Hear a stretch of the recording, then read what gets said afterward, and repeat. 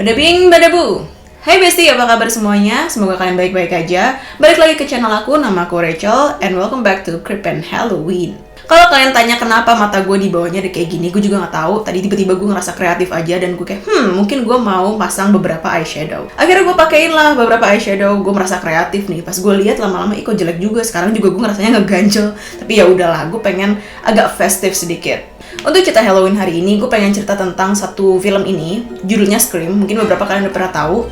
Gue nggak mau ceritain entire movie. Gue nggak mau cerita tentang si film ini, karena jujur aja gue belum pernah nonton film Scream ini. Jadi, gue juga sebenarnya bingung ya kenapa gue belum pernah nonton film Scream. Padahal gue cukup suka film-film horor, dan bokap gue tuh freak banget sama namanya film-film horor. Dia suka banget horor, documentaries, docu-series, film-film bunuh-bunuhan, dia suka banget. Dan somehow, gue nggak pernah nonton ini sama bokap gue juga bingung. Atau mungkin gue pernah kayak pas lagi bokap gue kebetulan nonton Scream, gue kayak, ih nonton apa? Tapi kayak cuma sekilas gitu ya, karena nggak asing sebenarnya, adegan-adegannya juga nggak asing. Tapi gue pernah nonton knock-off-nya film Scream ya, kayak versi parodinya film Scream. Jadi gue nonton, kalau nggak salah judulnya Scary Movie, yang main Anna Faris. Mungkin kalian pernah tahu. Nah, yang mau gue ceritain di sini adalah orang-orang yang anak-anak remaja yang belum berpikir dengan lurus, yang pincing aja juga belum lurus, tapi mereka udah mau sosokan ikutin film Scream untuk ngebunuh temennya. Jadi dia mengadaptasi apa yang terjadi di film Scream tersebut untuk bunuh temennya sendiri. Tuh kurang gila apa coba? Dan nggak cuma temennya dibunuh, tapi juga dia bikin vlog, dia videoin temennya.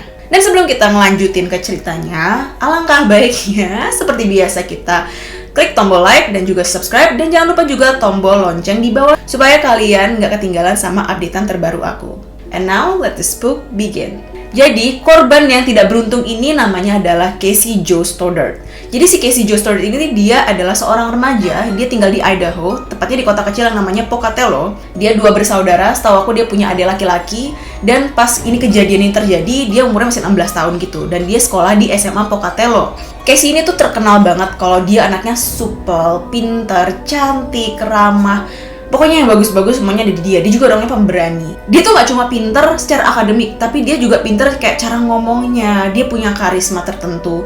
Dan somehow aku bingung ya, kayak semua korban-korban yang aku pernah ceritain di Creep and Halloween ataupun cerita-cerita crime sebelumnya, selalu ya korbannya tuh kalau nggak cantik dan populer, selalu ada sesuatu yang stand out dari dia. Aku ngerasa mungkin apakah karena mereka terlalu kelihatan, mereka terlalu kayak vokal, jadi kan orang cantik terus populer, pasti kan orang kayak pada tahu, oh ini orangnya gitu loh. Apakah mereka karena terlalu kelihatan makanya mereka sering jadi target? Gue nggak bilang kalau orang yang nggak suka stand out itu nggak bakal dibunuh ya. Ada kesempatan juga kalau kalian misalnya memang mau dibunuh ya dibunuh lah kalian. Nah masalahnya yang bunuh Casey itu bukan orang sembarangan, bukan kayak teman sekolahnya yang nggak suka sama Casey karena jealous atau orang-orang yang jauh, enggak. Temennya sendiri, teman sekelasnya sendiri. Dan dia juga akrab sama 2 pelaku ini tuh gara-gara dulu si Casey ini punya pacar namanya Matthew. Nah Matthew ini kayak kenali juga, ini teman-teman aku. Jadinya tadinya mereka cuma teman sekelas doang, jadi akrab gitu loh. Kadang-kadang kan teman sekelas nggak harus akrab ya. Nah ini mereka jadi akrab. Terus habis itu jadi suka nongkrong bareng, bla bla bla, hangout. Nah semasa SMA ini juga si Casey ini juga pengen punya mobil, dan dia mikir, oke, aku harus part time, aku harus kerja supaya gimana caranya aku bisa nabung dan aku bisa beli mobil. Terus dia bantuin lah tuh tantenya, karena tantenya tuh punya anak umur 13 tahun. Dia jadi sering babysitting si adik sepupunya ini. Dia mikir kayak, wah ini kerjaan paling nyaman nih, udah kerjain sama tante gue sendiri, terus uangnya lumayan, terus gue juga hangout sama saudara gue sendiri. Akhirnya dia sering babysit lah si adik sepupunya ini, sampai suatu hari tantenya minta tolong lagi, tapi bukan untuk babysitting si adik sepupunya ini. Tantenya tuh jadi sekeluarga mau pergi keluar kota, jadi dia minta tolong sama Casey untuk, kamu boleh nggak tolong jaga rumah, karena kita punya 2 anjing, punya 3 kucing, itu ngasih makan siapa kalau kita pergi. Akhirnya Casey kayak, oke tante, sip Porilo, aku akan tinggal di rumah tante, aku akan nginep selama weekend ini, dan aku akan kasih makan piaran-piaran tante. Tapi karena si Casey ini orangnya memang bertanggung jawab banget, dia tanya sama tantenya, tante kalau misalnya aku ajak Matthew pacar aku untuk kayak hangout di rumah tante boleh nggak? Nggak bakal ngapa-ngapain kok, paling kita cuma mau nonton film aja. Aku juga takut tante kalau sendirian malam-malam. Terus tantenya kayak, oke ini anak emang bertanggung jawab dan dia izin gitu loh, dia izin kalau dia mau bawa pacarnya. Akhirnya tantenya ngizinin, tapi dengan syarat nggak boleh bikin party, nggak boleh bikin aneh-aneh, dan si Casey ini juga menyanggupi. Akhirnya setelah tantenya pergi, terus hari itu lagi Jumat malam, dia undang pacarnya. Masalahnya ini tuh pacarnya tuh ngundang 2 orang ini yang mana nanti akan jadi pelaku pembunuhannya Casey, yaitu Brian dan Tori. Jadi Brian dan Tori ini sedikit background buat mereka ya. Brian tuh sebenarnya bukan dari daerah Pocatello, dia bukan dari Idaho, dia dari Utah. Dia baru pindah pas SMP gitu. Akhirnya dia temenan lah sama si Tori ini. Dia ketemu sama Tori, dia temenan dan dia jadi bestie. Apalagi mereka tambah bestie pas tahu mereka sama-sama suka film horor. Mereka suka film Scream terutama. Terus mereka juga suka namanya Ted Bundy, Zodiac Killer. Sekarang kita tahu lah kalau orang-orang yang ngefans sama orang-orang kayak gitu kesananya bakal kayak gimana. Dan itu yang bikin mereka tuh punya pikiran-pikiran yang rusak, pikiran-pikiran yang pengen membahayakan orang lain. Dan orang-orang di sekitar mereka tuh nggak ada yang tahu kalau mereka tuh sukanya hal yang menyeramkan seperti itu. Karena Tori sama Brian ini tuh kayak outgoing outcast. Jadi outgoing outcast tuh gimana ya? Mereka tuh di dunianya sendiri, mereka berteman cuma berdua doang. Tapi mereka sebenarnya asik kalau diajak ngomong. Kayak lo datengin mereka, lo samperin mereka, kayak lo bilang hai, terus mereka bakalan kayak ngajak ngobrol lo dan asik. Tapi mereka nggak mau gabung sama orang lain. Mereka memutuskan untuk berteman berdua aja. Nah, Matthew ini bawa Brian sama Tori ke rumahnya si Casey, ke rumah tantenya Casey. Terus mereka awalnya nonton nih, cuma nonton doang film namanya Kill Bill. Bagus deh filmnya, yang bikin Quentin Tarantino, kalau nggak salah yang main Uma Thurman. Nah, mereka nonton Kill Bill, dan Kill Bill ini sebenarnya bukan film horor, lebih ke film tentang bunuh-bunuhannya. Tengah-tengah nonton, Brian sama Tori mikir, bosen nih, gue kira kita bakalan tiba-tiba akan ada party lah atau apa. Kalau cuma nonton gini doang mah gue mendingan ke bioskop. Dan akhirnya mereka berdua izin untuk pergi ke bioskop. Akhirnya setelah si Brian sama Tori ini pergi dari rumahnya tantenya si Casey, tiba-tiba lampu tuh mati, pet gitu, listrik mati semua. Casey sama Matthew kayak, oh my god, mereka nggak berani untuk nyalain listrik lagi karena box circuitnya itu ada di lantai basement. Dan mereka kayak, aduh nanti kalau tiba-tiba ada hantu gimana gitu kan. Tiba-tiba mereka dengar ada kayak suara-suara aneh gitu dari basement. Tambah takut lagi, mereka mau turun untuk ngecek. Dan untungnya nggak lama kemudian tiba-tiba listrik nyala dan salah satu anjing dari tantenya si Casey ini ada yang ke arah pintu basement dan gonggong. Akhirnya Matthew menjadi anak yang sangat bertanggung jawab. Dia telepon nyokapnya, "Mah, jadi gini, Casey itu sama aku kan sekarang ketakutan nih ya di rumahnya tantenya Casey, ada kejadian-kejadian aneh. Boleh nggak kalau misalnya aku nginep di rumahnya Casey, rumah tantenya Casey?" Terus nyokapnya Casey kayak, "Ngawur kamu ngapain berduaan di rumah cewek sendirian? Kayak mendingan udah gini deh, kalau misalnya emang kalian takut, ajak aja Casey ke rumah, mendingan nginep di rumah kita, biar nggak ada salah paham, biar ada pengawasan juga, kan ada kita orang tua di sana." Tapi akhirnya Casey menolak. Casey bilang ke Matthew, "Enggak deh Matthew, soalnya kan gue disuruh sama tante gue untuk ngejaga rumahnya. Kalau gue pergi ke rumah lo, ya gue nggak ngejaga dong, gue nggak tanggung jawab dong." Akhirnya si Matthew ini dijemput sama nyokapnya jam 11 malam. Dan pas banget setelah si Matthew ini pergi dari rumahnya tantenya si Casey, tiba-tiba lampu tuh kayak mulai kedip-kedip kayak film horor banget. Dan Casey kayak, yaudah dia berusaha untuk gak peduliin hal tersebut. Dan dia tidur di ruang tamu. Sebodoh amat gue hari tidur di ruang tamu, besok gue ke bawah gue lihat box circuitnya. Gue gak mau tidur di ruangan, gue gak mau ngecek ke bawah, takut lah. Masalahnya Casey tuh gak tahu kalau ternyata apa yang dia lakukan itu salah. Karena gak lama kemudian Tori dan Brian muncul dari basement. Jadi Tori sama Brian tuh gak bener-bener pergi dari rumahnya Casey. Mereka kayak keluar, muter-muter bentar, mereka balik lagi ke rumahnya tantenya Casey. Lalu mereka menyelinap ke rumahnya tante Casey dari salah satu jendela yang tadinya mereka udah buka kuncinya, jadi biar mereka lebih gampang masuknya. Dan oh my god, itu apa?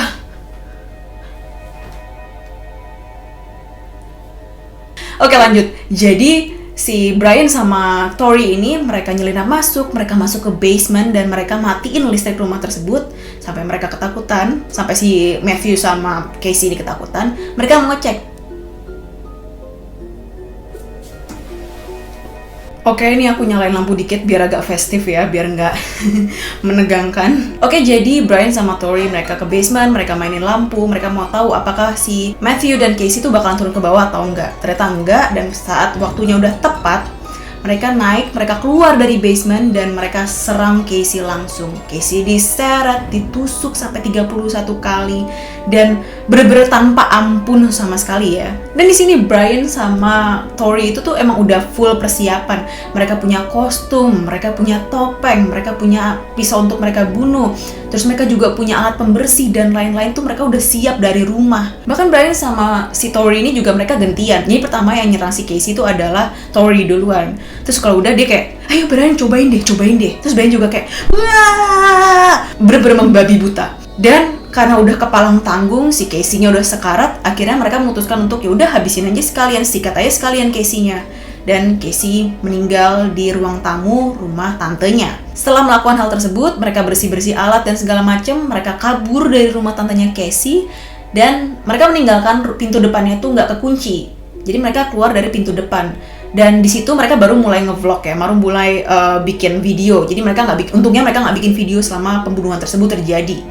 Nah, di situ tuh Tori kayak, oh my god, dia kayak hyperventilating, dia kayak ngos-ngosan. Tapi yang parah adalah Brian tuh kayak agak nervous dan excited at the same time. Dia kayak, ya oh my god, kita baru aja bunuh Casey. Setelah itu mereka masuk ke dalam mobil, mereka nyetir, mereka buang tuh alat-alat mereka yang tadi pakai buat ngebunuh Casey ke hutan, pinggir hutan gitu, dan mereka melanjutkan hidup mereka seperti biasa. Nah, 2 hari kemudian nih, pas tantenya udah balik dari luar kota, mereka sampai rumah. Yang pertama kali turun dari mobil untuk nyambut si Casey ini adalah si sepupunya yang umur 13 tahun ini. Dia masuk pintu depan, tapi pintu depan tuh nggak dikunci. Tapi karena dia masih 13 tahun, dia nggak mikir aneh. Mungkin dia pikir kayak, oh mungkin Casey emang tinggalin ini buat kebuka biar kita bisa masuk dengan gampang. Dia kayak mau nyapa Casey, bla bla bla. Tiba-tiba dia lihat, dibayangin dong, dia lihat sepupunya Casey udah meninggal di ruang tengah. Dia jerit sejerit-jeritnya dan orang tuanya langsung lari, telepon polisi, dan polisi langsung bertindak cepat. Jadi keadaannya Casey itu udah bukan kayak baru aja dibunuh ya. Jadi keadaannya udah kayak beberapa hari dibunuh dan mereka tahu itu. Polisi investigasi. Polisi pertama kali mikir kalau yang melakukan hal ini adalah orang dekatnya Casey atau orang yang udah mengamati rumah keluarganya tantenya Casey ini dengan seksama. Karena buktinya dia nggak menemukan adanya pintu yang dibobol. Karena polisi udah mikir gitu, yang pertama kali ditarik ke polisi siapa? Matthew, karena Matthew adalah pacarnya Casey. Dan Matthew juga waktu itu nemenin Casey untuk jagain rumah tantenya.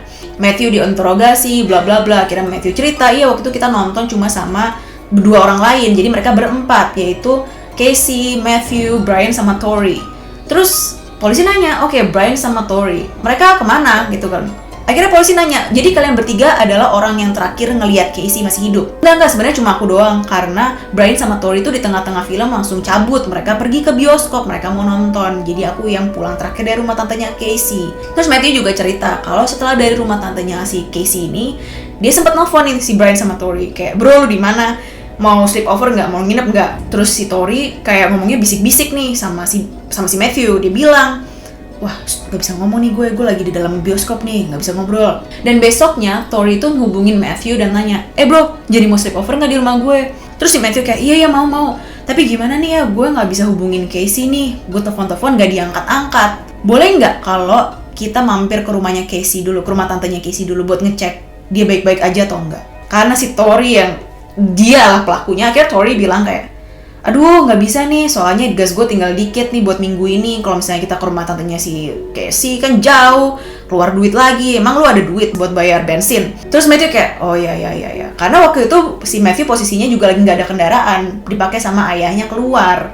Akhirnya Matthew, Brian, sama Tori sleep over di rumahnya Tori. Dan dia nggak tahu kalau selama ini Casey udah meninggal. Dan dia juga nggak tahu kalau 2 temannya di mana dia nginep bareng ini adalah pelaku pembunuhannya Casey.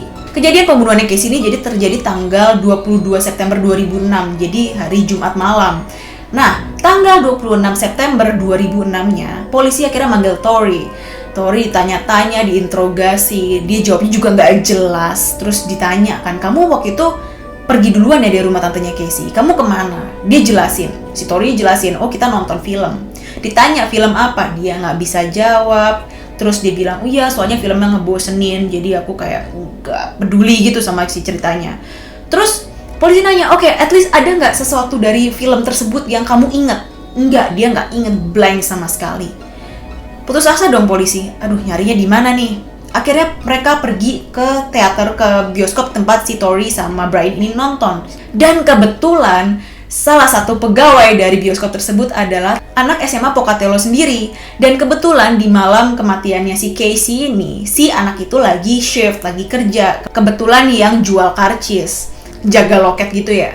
Nah, akhirnya dia cerita, iya, Brian sama Tori kemarin beli tiket karcis buat nonton. Tapi masalahnya mereka nggak ada yang masuk, mereka cuma beli tiket doang terus cabut. Wah, langsung polisi, Oke. Dan nggak cuma itu lagi, ada saksi lain, anak SMA Pocatello juga, tapi dia pengen kayak anonymous gitu ya, jadi jangan sampai ketahuan identitasnya. Nah, si anak SMA ini tuh ngapor ke polisi kalau ternyata beberapa hari sebelum Casey ini dibunuh, Brian sama Tori itu minta tolong ke si anak ini untuk beliin pisau. Dan kata si anak ini, Brian sama Tori itu mau ngoleksi pisau. Sama si anak ini akhirnya dibawalah Brian sama Tori ke toko pisau, dan kalau nggak salah waktu itu Tori beli 1 pisau dan Brian beli 3 pisau yang berbeda. Akhirnya karena polisi udah curiga, mereka panggil lah Brian, dan Brian nggak pakai basa-basi, langsung nangis, langsung cepu ya, langsung diaduin lah semua apa yang mereka lakukan, langsung dibleberin semuanya. Termasuk waktu mereka ngebuang atribut yang mereka pakai untuk ngebunuh Casey di hutan.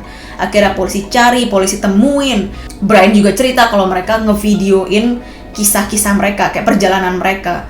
Akhirnya sama polisi dilihat, di-review footage-nya, dan polisi juga kaget karena mereka nemuin satu kertas ini isinya list korban-korban selanjutnya. Daftar korban-korban selanjutnya. Ternyata ngeri banget ya, jadi sebelumnya ini emang mereka tuh suka video-video gitu kan. Si Brian sama Tori ini suka video-video sekolah mereka. Bahkan mereka pernah nge-videoin Casey juga. Dan sehari sebelum mereka membunuh Casey, jadi mereka tuh kayak skip kelas, bolos kelas gitu, untuk menyusun rencana gimana nanti mereka membunuh Casey. Dan yang sadisnya lagi, waktu mereka lagi di perjalanan OTW ke rumah tantenya si Casey, mereka kayak, iya hari ini kita akan bunuh Casey, hahaha, kita akan bunuh teman kita Casey, maaf ya orang tuanya Casey, kita harus bikin pengorbanan, harus ada yang dikorbankan, dan hari ini adalah Casey Joe Stoddard. Dan creepy-nya lagi adalah mereka excited melakukan hal tersebut. Mereka excited untuk melakukan hal tersebut. Dan di rekaman tersebut juga ada pengakuan kalau Brian sama Tori ini pengen bunuh orang lebih banyak lagi supaya terkenal, supaya ngalahin Ted Bundy. Dan dengan jelas mereka juga ngomong kalau Ted Bundy, lo bakalan kalah sama kita, lo bakalan ada di bawah kita. Akhirnya, tanpa babi bu, polisi langsung tangkaplah 2 orang ini, Brian sama Tori. Dan pas mereka cek DNA segala macam, DNA-nya Brian tuh ada di kukunya Casey. Jadi udah fix lah, ini pasti 2 ini pelakunya. Dan mereka kena hukuman penjara seumur hidup tanpa boleh parole. Dan efek dari kasus ini parah banget ya. Bahkan tantenya si Casey aja sampai depresi. Terus si sepupunya si Casey ini bahkan berusaha untuk bundir juga. Kasian banget.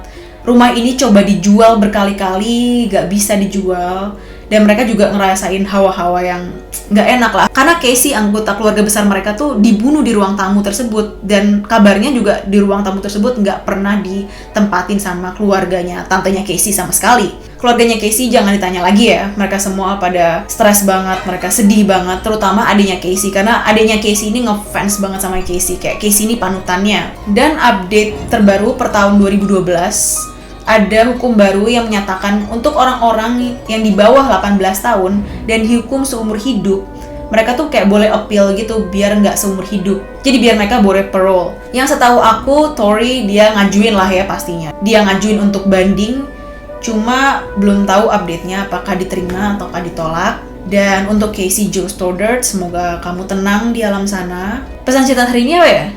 Jangan nonton film bunuh-bunuhan, jangan nonton film-film thriller kalau kalian merasa kayak itu bakal berpengaruh buat kalian. Tolonglah jangan mengidolakan serial killer.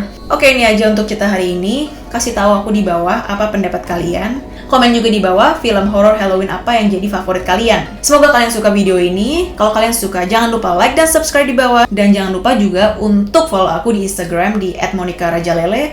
And I'll see you on my next video. Bye!